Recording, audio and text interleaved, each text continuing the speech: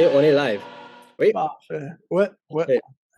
OK, et bonjour à tous, à nos lecteurs ou écouteurs, spectateurs qui nous rejoindre ce jour, ce matin ou à quelconque heure que tu nous rejoins.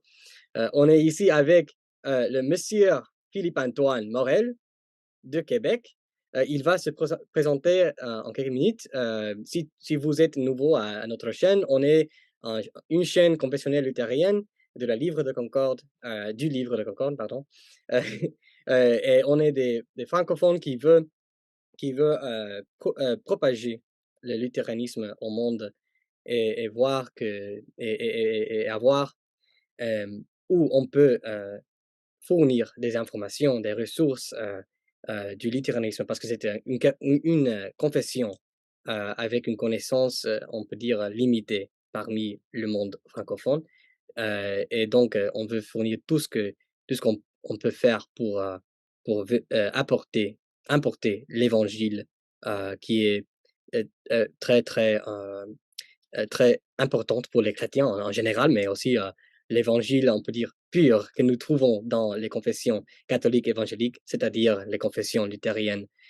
OK. Et pour ça, c'est par conséquent que nous avons un interview ce jour avec Philippe Antoine parce que, comme il va expliquer, il n'était pas né dans l'Église luthérienne, il est venu au littéranisme plus tard dans la vie. Donc, je vais passer le mic à Monsieur Morel pour nous expliquer sa vie, d'où il vient et pourquoi le littéranisme. Qu'est-ce que s'est passé que tu es, comment est-ce que, comment fait-il que tu es devenu luthérien? Bon, ben, bonjour tout le monde. Bonjour Peter. C'est toujours un fun. C'est le fun que c'est la première fois qu'on puisse avoir une discussion à part de Facebook, toi et moi ensemble. Donc, comme tu as dit, mon nom c'est Philippe-Antoine Morel. Je suis Canadien, je suis Québécois. Je suis né, j'ai grandi à Montréal. Euh, je suis pas né dans une famille croyante. Je suis né dans une famille qui, et ça, je crois que toi qui viens d'un background plus latino, tu vas pouvoir comprendre. Je viens d'une famille qui était euh, socialement, culturellement catholique, mais qui n'avait pas de grande croyance dans les dogmes de l'Église catholique. Et c'est pour ça que des fois, je suis un peu plus réticent à dire que j'ai grandi catholique, parce que dans les faits, de la même façon que si quelqu'un dirait qu'il a grandi luthérien, mais qu'il allait à l'église peut-être une fois par année et qui ne croyait pas vraiment ce que l'église enseignait, on dirait, ben écoute, tu as grandi dans une influence peut-être luthérienne, mais ton appartenance n'était peut-être pas aussi grande que tu veux qu'elle le soit. Donc j'ai été baptisé bébé catholique, j'ai fait ma première communion, ma confirmation comme tout petit catholique le faisait, mais en même temps, j'ai été élevé par un couple interracial lesbienne. Donc, les croyances dans ce que l'Église catholique enseigne par rapport au mariage, à la sexualité et ainsi de suite, c'était pas des choses qui étaient vraiment importantes dans la maison où j'ai grandi. J'ai passé la majorité de ma vie sans vraiment être un croyant. Je crois que j'ai toujours cru qu'il y avait un Dieu, et il y a même un sens où est-ce que je croyais que ce Dieu-là s'appelait Jésus-Christ, et je croyais dans les mots que j'avais entendus dans l'Église. Donc les mots comme Trinité, un seul Dieu, trois personnes. Je croyais dans ces mots-là, mais ça ne voulait pas dire grand-chose. Ça voulait pas mal rien dire. Je ne croyais pas que l'Église enseignait quoi que ce soit qui était vraiment vrai. Je ne croyais pas que la Bible était vraie. Je croyais que c'était un livre d'hommes écrit par des hommes. Et Hmm. ce qui est drôle, c'est que j'ai trouvé une version de cette pensée-là, beaucoup plus développée, mais chez nos amis libéraux chrétiens, parce qu'on parle de pas la parole de Dieu, mais la parole à propos de Dieu, qui est la façon que généralement eux aiment ça, mettre cette idée-là. Donc, il y a un sens dans lequel vraiment pas aussi développé, pas parce que j'étais arrivé à cette conclusion-là d'une manière intellectuelle, mais je croyais dans ce sens-là. Et donc, ça a pris jusqu'à mes 24 ans. Je venais de tourner 24 ans et j'ai un ami qui m'a invité à aller à son église.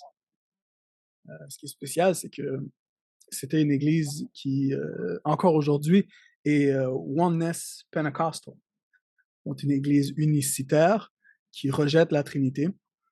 Ce qui s'en rapproche le plus, et ce qui est souvent le rapprochement qu'on entend aujourd'hui les gens faire, c'est par rapport au sabellianisme, qui était Mmh. une vieille hérésie du Ouais. 3e et 4e siècle.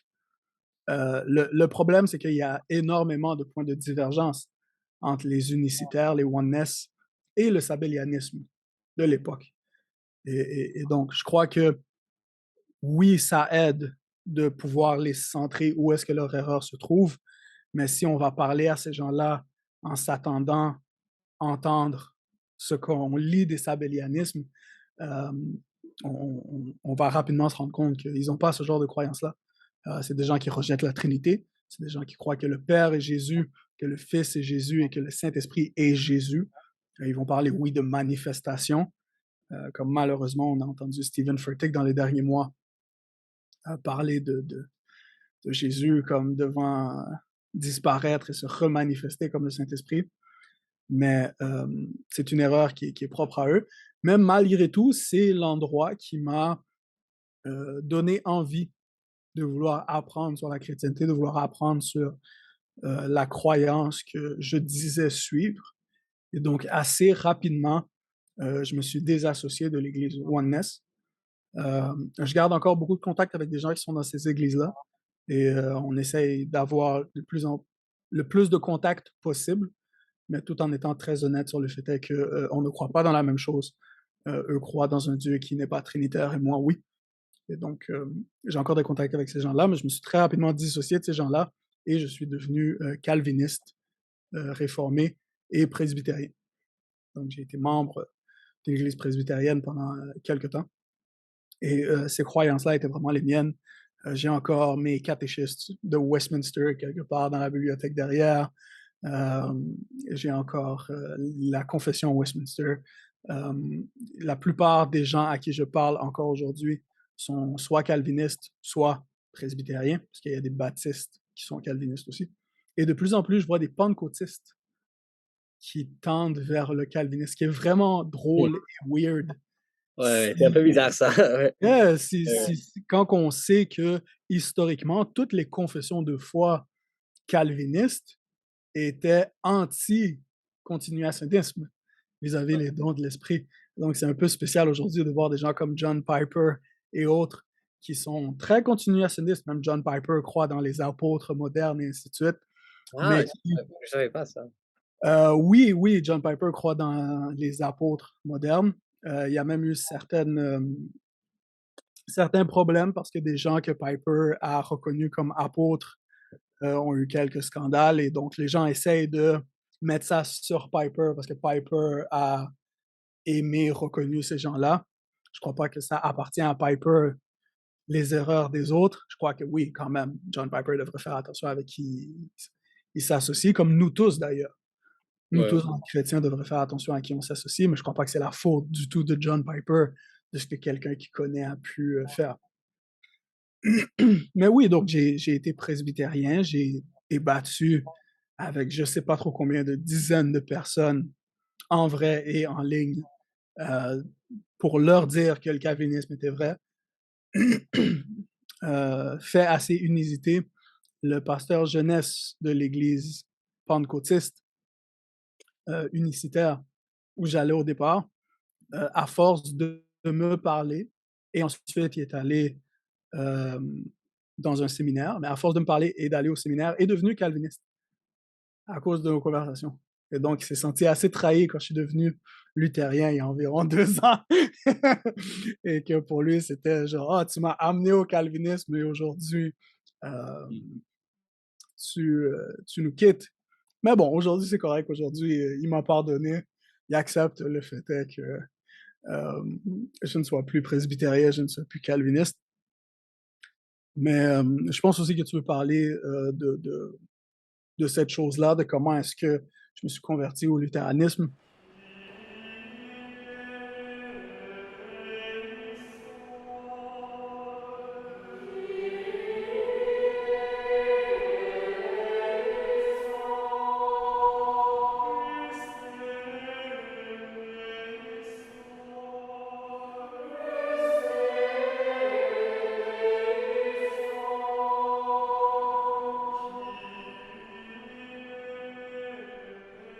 Et on y va, on est de retour après une petite pause. Désolé pour l'interruption. Euh, on parlait de ton séjour à travers des différentes confessions. Il y en a trois. Alors, Pentecostis, Oneness, après, euh, Presbytérien. presbytérien, calviniste, et enfin, tu es devenu luthérien. Mhm. Euh, c'est très intéressant parce que j'ai un ami luthérien qui était, qui est suivi plus ou moins un trajet similaire. Il était dans une relation avec une femme qui était pentecôtiste, charismatique. Je ne sais pas si c'était uniciaire, peut-être trinitaire, je souviens pas, mais c'était plutôt charismatique. Mais après, quand il était en train d'étudier un peu plus sérieusement sa foi et la foi chrétienne historique, il est devenu calviniste.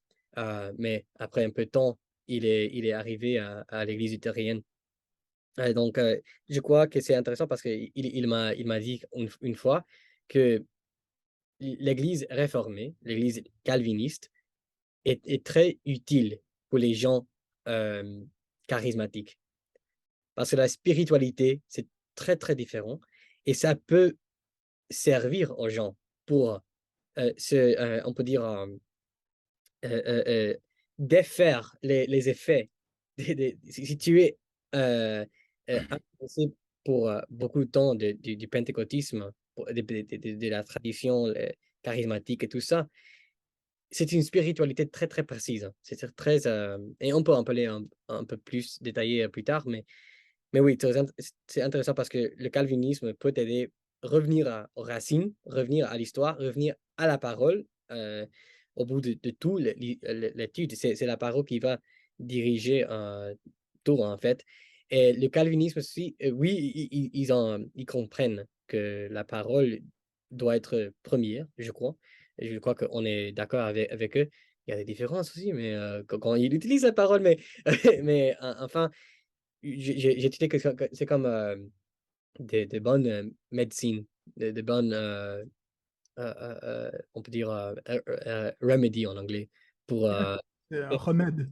remède. Merci. Voilà, parfait. Les remèdes pour changer l'attention en soi, comme dans la spiritualité pentecôtiste, c'est comment je me ressens à l'intérieur, c'est la base de ma foi.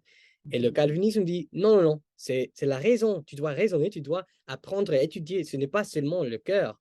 Peut-être il va un peu loin avec ça. Je crois que c'est un criticisme qu'on peut faire avec le luthéranisme aussi. Mais quand même, par rapport les gens qui sortent de l'Église, de la communauté, on peut dire, charismatique, parce que c'est vraiment très vaste. Il y a trinitaire, unitaire, il y a beaucoup des expressions, mais je dirais qu'il y a une ligne euh, thématique de cette forme de spiritualité qui est très, très puissante. Et Ouais, oui, ben, historiquement, les pentecôtistes ont rejeté les unicitaires, les oneness oui, pentecostals. oui, Je pense que c'est quand même important de souligner, la grande majorité des pentecôtistes sont trinitaires, oui, acceptent le Dieu trinitaire d'une substance, trois personnes, une essence, trois personnes, euh, et ont rejeté complètement le mouvement unicitaire, le mouvement oneness. Il y a quand même plusieurs dizaines de millions de personnes, surtout en Amérique latine, qui sont oui. oneness. Mais la majorité du mouvement pentecôtiste est trinitaire et rejette l'erreur de l'unicité. Mais je crois que oui, par rapport à ce que tu disais, les calvinistes versus les charismatiques, les pentecôtistes, il y a beaucoup plus, il y a une très grande importance qui est mise dans le mouvement charismatique sur la subjectivité de la foi. Mm, mm, Ce qui est quelque chose qu'on n'est pas, et les calvinistes non plus, on n'est pas totalement en désaccord avec. Il y a bien sûr un aspect subjectif à la foi dans le sens où il y a quelque chose qui nous est révélé à nous personnellement. mm, mm. Le Saint-Esprit, quand il nous régénère, quand il nous donne la foi, il y a quelque chose qui est fait en nous. Et comment est-ce qu'on le ressent, comment on le vit et comment est-ce que ça va se manifester dans nos vies, ceci est subjectif. On ne va pas tous, même si oui, on a tous la foi et on est tous régénérés quand on a la foi, comment est-ce qu'on le vit à tous les jours, ça peut être très différent d'une personne à l'autre. Et donc, Mmh. on est d'accord avec ce point-là. On n'est pas nécessairement en désaccord avec ce point-là. Le problème, c'est que chez le mouvement charismatique, la majorité de la foi devient subjective. Et donc, il n'y a plus cette idée de qu'est-ce que le texte veut dire, qui a écrit le texte, dans quel contexte et à qui est-ce qu'il l'a écrit. Tout devient qu'est-ce que ça veut dire ce texte-là pour moi aujourd'hui. Mmh. Et en tout cas, moi, ce que j'avais vu dans le mouvement charismatique et pentecôtiste et que je vois encore aujourd'hui quand je parle avec des amis, des frères et sœurs trinitaires, mais qui sont chez les charismatiques, c'est que ce penchant-là, ce réflexe-là de mais qu'est-ce que ça veut dire pour moi, à moi, pour moi, est toujours très présent et très fort. Et ce que les calvinistes font, qu'on est d'accord avec eux, c'est qu'ils veulent ramener l'essence du texte à qui a écrit le texte, dans quel contexte est-ce qu'il l'a écrit, c'est quoi la raison pourquoi il l'a écrit, et à qui est-ce qu'il l'a écrit. Maintenant, il y a beaucoup d'applications où il y a beaucoup de choses là-dedans qu'on va être en désaccord. Donc, comment exactement à la fin on finit avec le texte, il y a of course des désaccords dans nos théologies et dans nos applications. Mais le principe, on est en accord avec eux.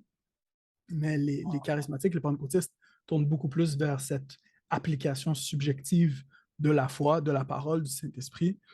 Et les calvinistes ont fait un excellent travail dans les dernières années à se populariser. Je veux dire, il y a une raison pour laquelle une des premières choses que j'ai commencé à étudier, euh, c'est les calvinistes et le mouvement réformé. C'est Ouais. parce qu'ils sont présents, ils sont là. C'est sûr il y a des très mauvaises manifestations des calvinistes qu'on appelle généralement sur Facebook les cage stage calvinistes. On en a tous rencontré. On l'a peut-être même déjà été. Mais je veux dire, au moins, ils sont présents, ils sont là. Tandis que les luthériens, je pense qu'on commence à peine à vouloir aller sur la sphère publique. On commence à peine à vouloir se faire voir, se faire sentir en dehors de notre groupe. Je pense que pendant très longtemps, on a été très à l'aise dans notre groupe, dans nos cercles. Puis je pense Mmh. qu'à un moment donné, il est temps de sortir. Puis je suis très content de voir qu'il y a des gens qui font des choses. Que ce soit toi puis et moi à des très petites échelles, bien sûr, ou que ce soit des gens beaucoup plus grands, beaucoup plus connus, comme Mmh. Brian Wolfmueller, Pastor Ouais, Jordan Cooper, qui font des choses à de beaucoup plus grandes échelles que ouais, toi ouais, et bien moi sûr. on fait. Mais je pense qu'il y a de plus en plus de gens qui veulent parler du luthéranisme, Ouais, de ce qu'on fait. ouais. Et surtout pour le monde francophone, la France ainsi que le Québec, j'en suis sûr. Comme on a discuté plusieurs fois que euh, oui, il y a Brian Wolfmuller, il y a Jordan Cooper, et moi je regarde toutes leurs vidéos, ils sont comme tu as dit, une échelle très, très haute et d'une qualité très, très excellente. Mais quand même, si je n'étais pas anglophone, comment est-ce que moi, comme un francophone, pourrais en tirer quelque chose? Et donc, ouais, c'est une des raisons, comme j'ai dit auparavant, pour le blog et pour la chaîne. Parce que moi, je suis laïque, comme toi, donc parfois, je sentais que j'avais pas bon, ben, l'entraînement et la science adéquate pour faire un projet comme un blog théologique. Mais je me suis dit un jour, mais si je présente mon projet, comme je suis simplement le lien entre le monde anglophone et le monde francophone, comme ça, je peux faire ça. Ça, je peux faire. Je peux étudier Brian Wolfman, étudier les choses de Cooper et faire des traductions. Oui, ajouter un petit commentaire où je crois qu'un emphasis c'est important pour le public qui lit les blogs et voit les vidéos de la chaîne. Et comme ça va, je crois, aider beaucoup de gens. Et donc, comme tu as dit, le luthéranisme, c'est assez limité dans son outreach au monde ailleurs. Comment est-ce que tu es trouvé d'un calviniste au luthéranisme? Dans le fond, tout a commencé avec un calviniste euh, qui Eh, s'est ouais, converti, qui s'est converti au luthéranisme d'accord. et dans quelque chose qui a été, ben, j'allais dire dans quelque chose qui a été assez médiatisé, mais c'est dans le sens de médiatisé, dans le sens de Facebook et dans les gens qui connaissent ces sphères-là et qui sont dans ces sphères-là. Moi, j'ai l'impression que j'ai entendu énormément parler de Flame et de sa conversion au luthéranisme, mais Ouais, mes amis pentecôtistes n'ont aucune idée c'est qui Flame et mes amis non chrétiens encore moins idée c'est qui Flame. ouais. Mais moi, j'ai l'impression qu'il est très connu et qu'il est très médiatisé pour sa conversion. Et donc, ça a commencé avec lui. Ça a commencé avec lui qui va chez les luthériens. Et c'est pas quelque chose qui arrive beaucoup chez les calvinistes, chez les réformés, les presbytériens dont moi je faisais partie. C'est pas quelque chose qui arrive beaucoup. Il y a des gens qui quittent la foi. Ça, malheureusement, ça arrive, comme ça arrive dans tous les groupes. Il y a des gens qui quittent le presbytérianisme vers l'Église catholique ou l'Église orthodoxe. Ça aussi, ça arrive. Mhm, Mais quelque chose qui est important de souligner, c'est que les presbytériens conservateurs qui sont attachés à leur confession de foi, mhm, mhm, la majorité ne rejette l'Église catholique et orthodoxe comme des églises non chrétiennes. mhm, Ils ne voient pas les orthodoxes ou les catholiques comme des chrétiens. Maintenant, ils peuvent voir certains individus dans ces églises-là mhm. comme étant chrétiens, mais de façon générale, et surtout quand on parle de ces églises-là, dans le mouvement que moi j'étais, on ne les voyait pas comme des églises chrétiennes. Et Mhm, donc, si quelqu'un s'en va là-bas, ben pour nous, c'est comme, ah, il a quitté la foi. mhm. Ce qui aujourd'hui semble weird à dire pour moi, mais à l'époque, c'est ça que je croyais. Et dans le mouvement que j'étais, c'était une pensée qui est encore aujourd'hui très répandue. Mais que quelqu'un parte de la position calviniste ou réformée vers un autre mouvement protestant, c'était pas du tout quelque chose qui arrivait. Mhm. Et donc, ça m'a amené à me poser des questions, mais pourquoi? Qu'est-ce qui se passe?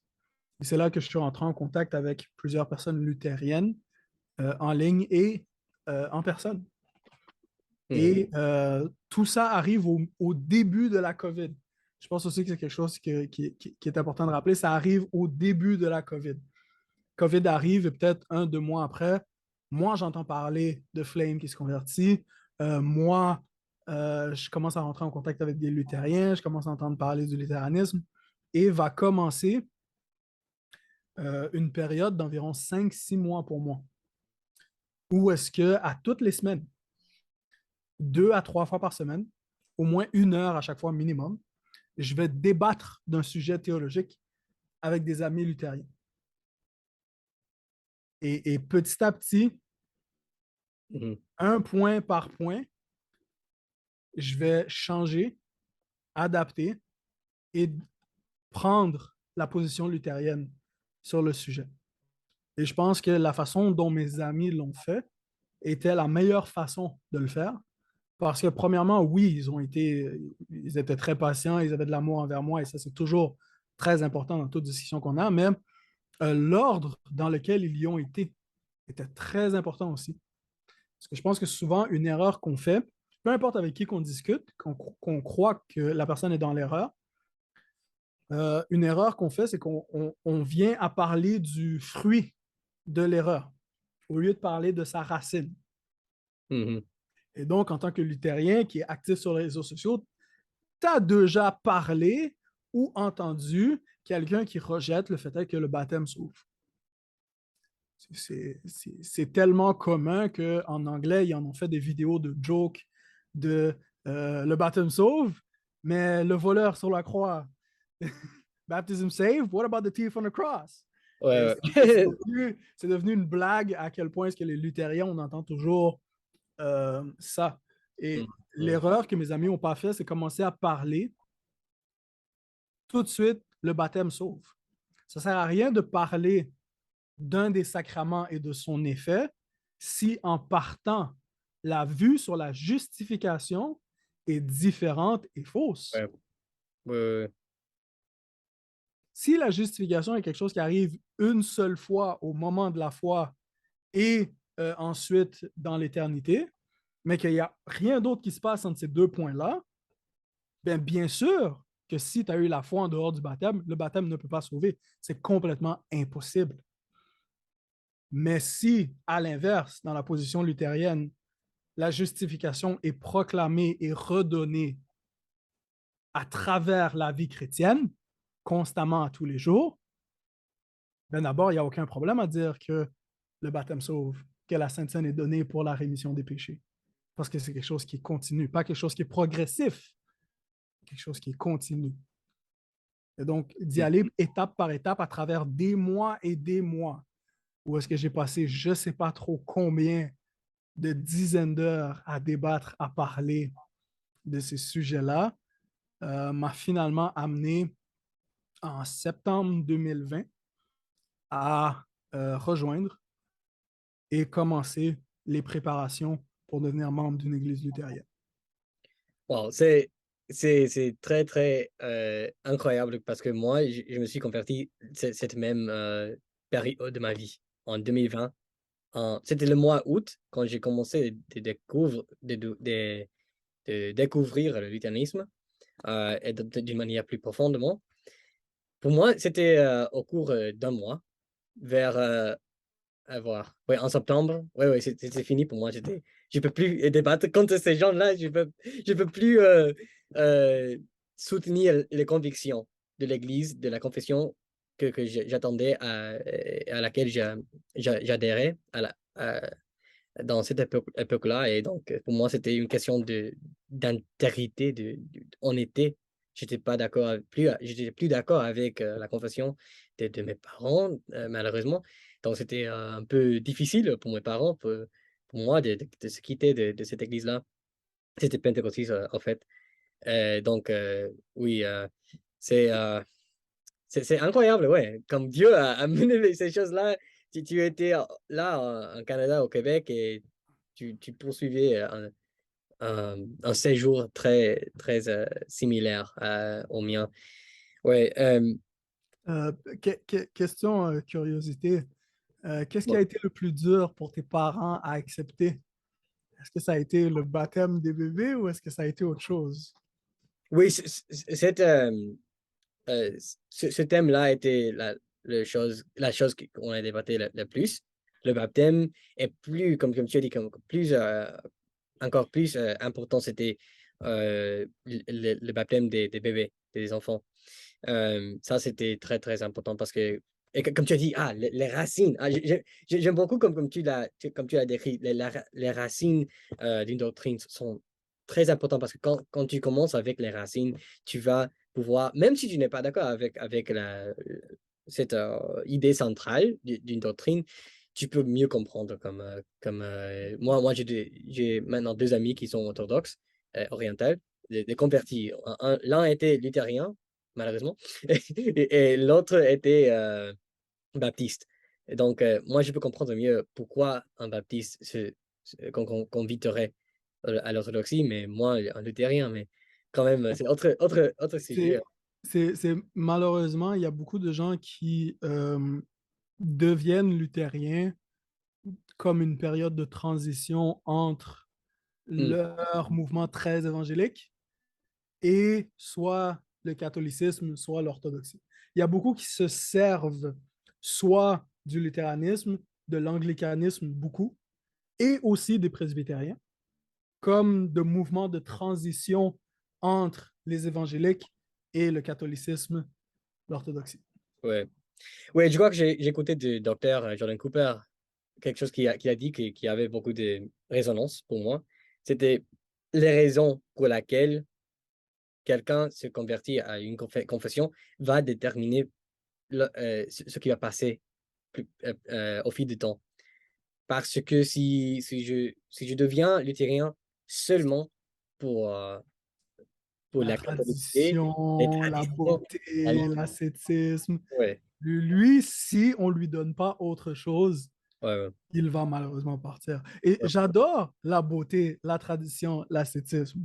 C'est-à-dire, chez moi, j'ai plein d'icônes.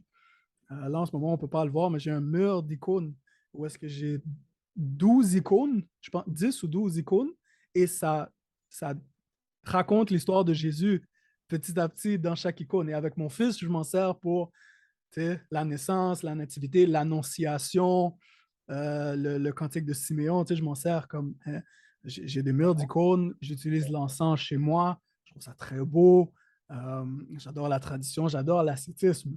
Mais pour moi, être luthérien, c'était cette façon de pouvoir être très traditionnel, être très liturgique, mais garder l'évangile central à toutes ces choses-là. Il ne faut pas que la tradition ou la liturgie soit le centre de notre foi. Puis bon, là je veux pas que des orthodoxes qui ont une compréhension peut-être un peu différente de ces mots-là disent comme, ah, mais non, la liturgie est la centralité de la vie chrétienne, parce que quand eux parlent de liturgie, ils parlent de ce renouvellement de l'évangile à chaque fois. Et donc, je ne veux pas qu'eux comprennent mal mes mots. Quand je parle de la liturgie, je parle de la tradition et de la réflexion très esthétique de la vie spirituelle du croyant. Ces choses-là ne doivent pas être la centralité. C'est toujours ouais, Jésus, son œuvre, qui doivent être la centralité des choses. ouais. Parce que toutes ces traditions-là, elles sont, on peut dire, des outils de l'Église, qui appartiennent à l'Église, pour avancer l'Évangile et pour réaliser l'Évangile, cette continualité de la justification Mhm. dans la vie chrétienne. Et bien sûr que pour cela, ça va être très important. Ce que nous faisons comme une Église, c'est très, très important. Ce n'est pas une question simplement d'Odiaphra, mais il y a des détails qui peuvent être Adiaphra et on devrait mettre une une certaine loi par rapport les modes d'une prière, certains modes d'une prière ou la liturgie, précisément les choses qui viennent avec. Euh, si, on, si elle devient une loi, on a un problème. Et ça, bon, la distinction entre la loi et l'évangile, ça va être très important pour un chrétien, bien sûr. Je ne sais pas si pour un catholique romain ou pour un orthodoxe, cette idée de la loi et l'évangile, c'est aussi clair que. La loi et l'évangile est dans toutes les dénominations chrétiennes. Ouais, Mais cette centralité de loi, évangile, la distinction entre les deux et la relation entre les deux et ce genre de langage est très luthérien. C'est un langage qui est extrêmement luthérien et quand on en parle aux gens, ils savent c'est quoi la loi. Peu importe à qui qu'on parle à un pentecôtiste, qu'on parle à un catholique, qu'on parle à un orthodoxe, un baptiste, ils savent c'est quoi la loi, ils savent c'est quoi l'évangile. Mais c'est cette façon d'en parler qu'on a que je trouve merveilleuse. Je veux dire, quand on lit la distinction propre entre la loi et l'évangile de Walter, euh, The Proper Distinction Between Law and Gospel de Walter, c'est magnifique comme œuvre. mhm, Hein. mhm, Mais ouais. Mais même Saint Augustin a dit que celui qui ne comprend pas la distinction entre la loi et la grâce, c'est-à-dire l'évangile, il va rien comprendre de Sainte Écriture. Donc, ce thème a été très apostolique. Dans, oh et- non, le thème existe depuis toujours. Moi, la seule chose que je disais, c'est que la façon qu'on en parle aujourd'hui, euh, surtout nous les luthériens, ça a une saveur très luthérienne. La chose existe depuis toujours. La distinction entre la loi et l'évangile est complètement apostolique. Et ça, on est tous d'accord là-dessus. La euh, seule chose que je disais, c'est que cette façon qu'on en a d'en parler aujourd'hui, c'est euh, sûr qu'il y a une saveur très luthérienne. ouais, je comprends. Ouais, ouais, ouais. Ouais, et je crois qu'on a abordé ce thème parce que en parlant des racines, et, euh, et oui, donc je me demande si peut-être ton expérience en étant d'abord tout pentecostiste ou charismatique d'une certaine manière, unicitaire, si c'est ça, parce que je demande parce que pour moi, je vois comment ma vie pentecostiste m'a gardé luthérien, tu vois. Comme les faux dans cette confession de la foi, les problèmes de la spiritualité. Euh, et en parlant comme tu as dit, de la différence entre euh, la, la, la tradition et la doctrine évangélique, c'est très important d'avoir les choses dans leur place. Non? Comment, oui, bien sûr, tous sont d'accord qu'il faut garder tous les enseignements de la Bible, mais en outre, il faut mettre les choses dans le contexte, comme tu as dit, le contexte et comment, les façons de laquelle, duquel la façon de laquelle Dieu a dicté qu'il faut suivre les instructions, non? Parce que ça, c'est bien clair dans les Saintes Écritures. La façon de nous euh, de faire la relation entre nous et Dieu par rapport à les sacrements et la spiritualité, la parole, etc. Je me demande si il y a un jeu similaire dans la spiritualité pentecôtiste parce que on voit que oui, comme tu as dit auparavant, on a tous d'accord qu'il y a une vie spirituelle qui est subjective, qui est vivante, on passe par la vie chaque jour et on va sentir des choses. Ça, c'est inquestionnable, ça va passer sans doute. On va, on va vouloir avoir cette expérience, on peut dire, plus subjective, puis dans même la prière. C'est une chose qu'on ne peut pas débattre, discuter, que les pentecôtistes prient tout le Ah temps ouais, ouais. et Ça, c'est prient quelque avec... chose que je trouve merveilleux de eux et que honnêtement, encore aujourd'hui, je leur donne à 100% tout Prayer Warriors, Ouais, ouais, ouais. tout ce genre de mentalité de réellement tout mettre dans la prière. Ça, c'est quelque chose qu'ils ont et c'est une Ouais, des très bonnes choses qu'ils ont dans leur mouvement. ouais. Et, et, et je ne sais pas si cette phrase existe en français, mais l'idée de mettre le chariot devant le cheval. C'est une phrase. Dans le bœuf. Le bœuf, Dans OK. le bœuf. Donc, Yeah. en anglais, c'est le cheval, n'est-ce pas? The cart. Yeah, yeah. In En- English, but in French, well, I don't know. Je sais pas en France. Je sais OK, qu'au Québec, c'est faut pas mettre la charrue devant le bœuf. OK, voilà. Which is in really like Quebecer accent. C'est vraiment avec mon accent québécois que je le dis. Faut pas mettre la charrue devant le bœuf. Yeah, faut pas sauter les étapes. Faut être capable de mettre les choses dans leur bon Ouais. ordre. Et je crois que ça se passe dans la spiritualité. Ça, c'est la racine peut-être ou peut-être bon. Ce sont les effets d'une racine spirituelle dans la confession de la foi charismatique, pentecôtiste. Parce qu'on voit que oui, la prière, c'est essentiel à la vie chrétienne, mais la façon qu'on agit avec la prière et on met cette centralité même, on peut dire, euh, euh, forcer à Dieu de nous écouter. Comment est-ce que je peux faire que Dieu m'écoute? Ça, c'est hors de l'évangile, parce que l'évangile dit que Dieu t'écoute. Et ça, c'est la centralité de l'évangile dans la confession luthérienne. Parce que pour moi, ma vie de prière, personnellement, a été encore plus vive, Approfondi.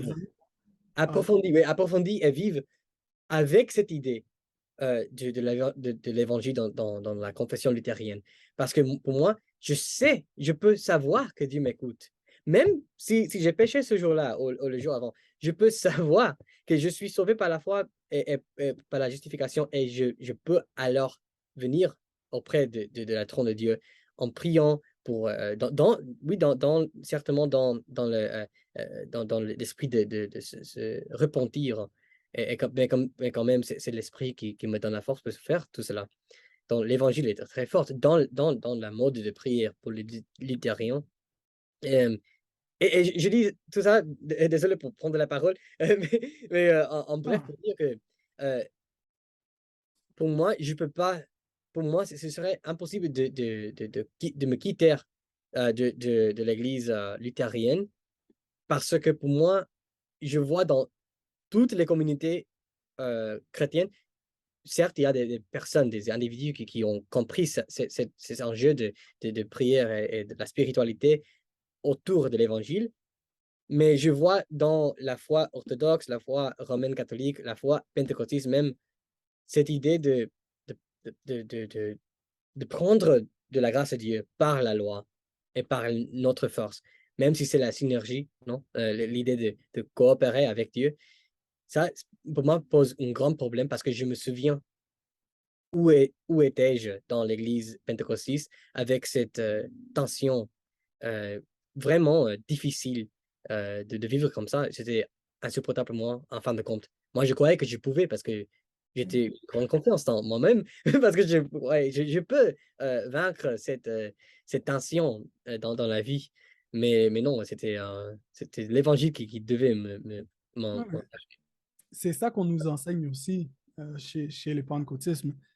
Chez les pentecôtistes. C'est sûr que moi, j'ai passé beaucoup moins de temps que toi dans cette église-là, et donc j'ai une appartenance peut-être beaucoup moins prononcée que la tienne. Mais j'ai vu des choses, comme tu le dis, cette idée de un peu essayer de prendre cette grâce ou on va pas le dire dans ces termes, mais un peu changer l'idée de Dieu, d'amener, parce qu'on voit certains langages anthropomorphiques dans les 5 premiers livres de la Bible. On croit que ça veut dire qu'il y a cette idée de changer l'idée de Dieu avec nos prières, avec nos supplications. Euh, euh, c'est cette façon ah, je prierai pour toi. Ça, c'est quelque chose que j'ai souvent entendu dans les milieux charismatiques. Je voudrais prier pour toi, j'aimerais prier pour toi, mais dans les derniers jours, j'ai été en péché, et donc je pense que ce serait mieux si je ne prierais pas pour toi.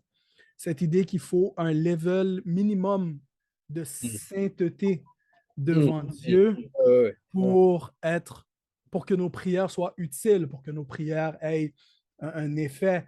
Et donc, c'est toutes des choses que malheureusement j'ai vues ouais, euh, chez les pentecôtistes. Et oui, malgré, comme on a dit il n'y a pas si longtemps, on reconnaît, on applaudit la ferveur qu'ils peuvent avoir par rapport à la prière.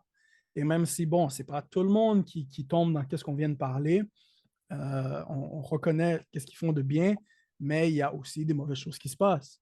De la même façon que chez les luthériens aussi, il y a beaucoup de gens qui ont énormément de misère à prier, qui ont énormément de misère à vouloir cette connexion avec Dieu. ouais, On a nos erreurs, on a nos problèmes, nous aussi, chez oui. certaines personnes.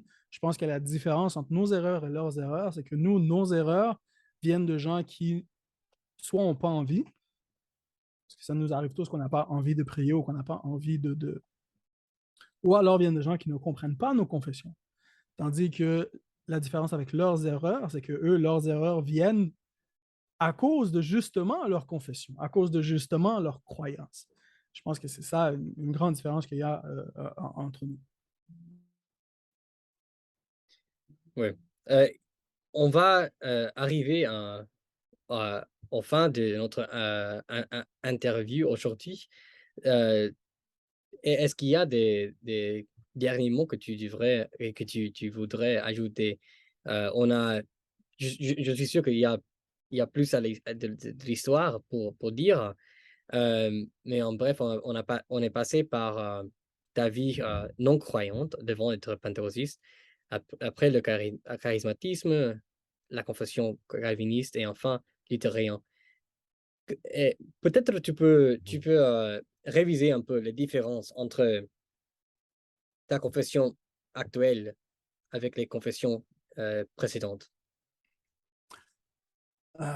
OK, c'est sûr que ce serait très long à aller au travers. Il y a énormément de points de divergence. Euh, Dieu merci, il y a énormément de choses sur lesquelles on est en accord dans la centralité des choses. Je pense surtout aux presbytériens quand je dis ça.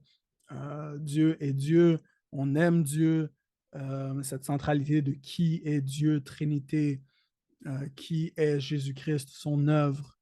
Euh, mais il y a beaucoup de choses dans lesquelles on est en désaccord. Il y a beaucoup de choses comme l'extension du sacrifice de Christ, on est en désaccord. Et dans des désaccords la majorité des gens même ne connaissent pas. Je pense qu'il y a une erreur qui est faite chez beaucoup de calvinistes, c'est de croire qu'il y a deux options dans la chrétienté, c'est soit l'arminianisme hmm, ou ce que eux aiment appeler le semi-pélagianisme ou le calvinisme. On est soit un, soit l'autre, et c'est complètement faux. C'est très réductionniste comme façon de penser. Euh, c'est pas l'erreur de du tout tous les calvinismes. C'est une erreur que je crois qui est très populaire chez beaucoup de gens. Mais non, notre vision luthérienne du sacrifice de Christ et de son extension est pas du tout semblable ni au calvinisme ni à l'arménianisme. Il y a des choses avec lesquelles on est d'accord avec les Arméniens par rapport au sacrifice de Christ, que Christ est mort pour tous. Mais l'extension de à qui est-ce que c'est appliqué et pas l'imputation, j'allais dire, le sacrifice de la justification objective universelle, ça, c'est quelque chose qui est très propre à nous et qui n'est ni chez les calvinismes, ni chez les arméniens. Donc, il y a beaucoup de choses qu'on est en désaccord avec les deux. Moi, une des choses qui m'a amené justement chez les luthériens, c'est l'objectivité de tout. C'est Hmm. comment est-ce que, parce que être calvinisme, être réformé quand ça va bien, c'est le fun. Quand on prie beaucoup, quand on aide notre voisin, qu'on aime nos voisins, qu'on offre un service aux gens autour de nous, c'est le fun d'être réformé. Mais quand ça va mal, quand on a des périodes de doute, quand on a des périodes où est-ce qu'on est en péché, euh, plus grave que dans d'autres périodes de nos vies, et qu'on tombe dans ce cercle de comment je sais que je suis chrétien, mais Christ est mort pour moi. Ben, je ne peux pas être sûr que Christ est mort pour moi parce que Christ est seulement mort pour les élus. Ah, OK, ben, je peux savoir que je suis chrétien parce que j'ai la foi. Non, il y a beaucoup de gens qui croyaient qu'ils avaient la foi, mais que finalement, ils ne l'avaient pas parce qu'on ne croit pas dans le calvinisme que les gens peuvent avoir la foi et la perdre. On croit que les gens peuvent avoir un faux sentiment de foi, mais que les gens qui meurent non chrétiens n'ont jamais été chrétiens. Donc, l'apostasie prend une définition totalement différente chez les calvinistes. Donc, à la fin, ça tombe dans un cercle vicieux. Mhm. Et moi, dans le luthéranisme, trouver cette objectivité de je sais que Christ est mort pour moi, euh, car il est mort pour tous. Je sais que Christ m'a sauvé dans le baptême. Je sais que Christ me sauve dans la Sainte Seine. Je sais que Christ me sauve. Et donc, cette objectivité de pouvoir, je sais où est Christ, je sais où il me donne ce qu'il me promet qu'il me donne. C'est ce qui m'a amené au luthéranisme. Et depuis que je suis luthérien, depuis un peu plus que 2 ans, je suis très heureux de où je suis. Je travaille maintenant pour... parce que les gens se demandent peut-être pourquoi est-ce que tu m'interviews moi et pas un autre converti. Je travaille pour Lutheran Layman's League, la ligue laïque des luthériens au Canada. Donc, je suis assistant au ministère francophone. Je travaille pour eux depuis si je compte le temps que j'ai été avec des contrats pour eux et maintenant que je suis un peu plus une présence un peu plus à long terme, ça fait un peu plus qu'un an environ que je travaille pour eux, que je fais des choses pour eux. Donc, je suis très heureux de l'œuvre que je fais là-bas. On essaie de rejoindre les communautés, on essaie de rejoindre les gens, que ce soit les croyants ou les non-croyants, laisser savoir aux gens que les luthériens existent et que le christianisme existe et que la bonne nouvelle est présente et qu'on croit que la meilleure exposition de cette bonne nouvelle et de la loi qui l'accompagne, elle se trouve dans le luthéranisme, dans la confession luthérienne. Merci infiniment de nous rejoindre, de partager un petit peu de ton histoire personnelle et de ta conversion au luthéranisme et pourquoi tu es luthérien. Et c'est, en fin de compte, comme tous les luthériens, en particulier les convertis, c'est la parole, la grâce de Dieu, l'évangile et l'objectivité de celle-là. Donc, la gloire soit à Dieu. Peut-être on peut te inviter, renviter à notre chaîne pour autre vidéo. Il y a plein de thèmes pour couvrir et j'espère que ça peut aussi passer dans l'avenir. Mais Ça serait bon plaisir. amen. Merci encore pour être avec nous et ciao à tous. Au revoir à tous. On va se reverra bientôt. Seigneur vous bénisse tous, Seigneur te bénisse, Peter. Merci. Au revoir.